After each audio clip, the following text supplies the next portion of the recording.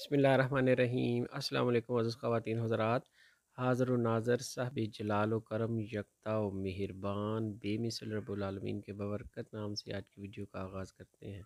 इस वीडियो में बात करेंगे प्लेटलेट्स के मतलब प्लेटलेट्स क्या होते हैं और ये किन अमराज़ में कम हो जाते हैं, और अगर ये कम हो जाएँ तो इनके क्या नुकसानात हैं, और कौन सी ग़िज़ाएँ हैं जिनके इस्तेमाल से आप कुदरती तौर पर प्लेटलेट्स को इंक्रीज़ कर सकते हैं। इसके बारे में कुछ इन्फॉर्मेशन शेयर करेंगे।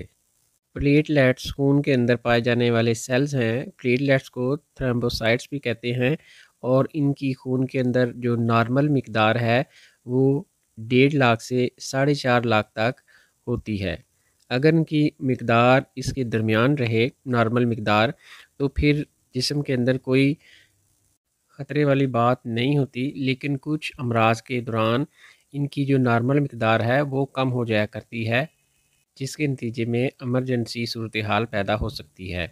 मुख्तलिफ़ अमराज में प्लेटलेट्स की जो मिकदार है खून में वो गिर जाती है, कम हो जाती है, जैसे कि ब्लड कैंसर और कैंसर के इलाज के दौरान, और इसके अलावा सिरोसिस ऑफ लीवर, इसके अलावा तिल्ली के बढ़ जाने में भी प्लेटलेट्स की मिकदार खून में कम हो जाती है, और इसके अलावा ऑटो इम्यून डिजीज़ में भी, और इसके अलावा डेंगू बुखार में भी प्लेटलेट्स की मिकदार कम हो जाया करती है। प्लेटलेट की मिकदार जो खून में कम हो जाती है, इसको मेडिकल की ज़ुबान में थ्रोम्बोसाइटोपिनिया कहते हैं।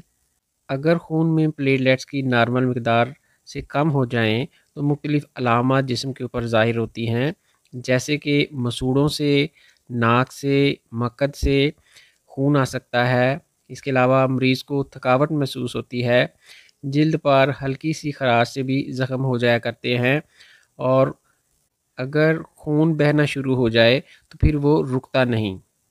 खून इसलिए नहीं रुकता कि प्लेटलेट्स का जो मेन फंक्शन है वो ये है कि अगर कहीं भी ब्लड वेसल्स में कोई कट लग जाए, यानी कोई ज़ख़म जिस्म के किसी भी हिस्से पर लगे, तो सबसे पहले प्लेटलेट्स को सिग्नल जाते हैं।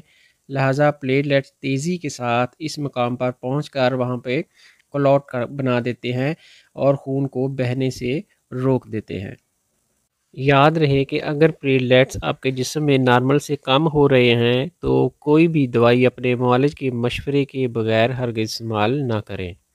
अब आपको कुछ ऐसी ग़िज़ाएँ बता रहे हैं जिनके इस्तेमाल से आप कुदरती तौर पर प्लेटलेट्स को जिस्म के अंदर उनकी मिकदार जो है नॉर्मल करने में मदद कर सकते हैं। फलों में जो सबसे बेहतरीन है वो है अनानास, मौसमी, अनार, और इसमें जो सुरख अनार है वो ज़्यादा बेहतर है। इसके अलावा आप स्कंजबीन, आलू बुखारा, इमली का इस्तेमाल भी कर सकते हैं। मरीज़ को ओआरएस का इस्तेमाल कराएं, और कैल्शियम का भी मरकबात दिए दिए जाते हैं।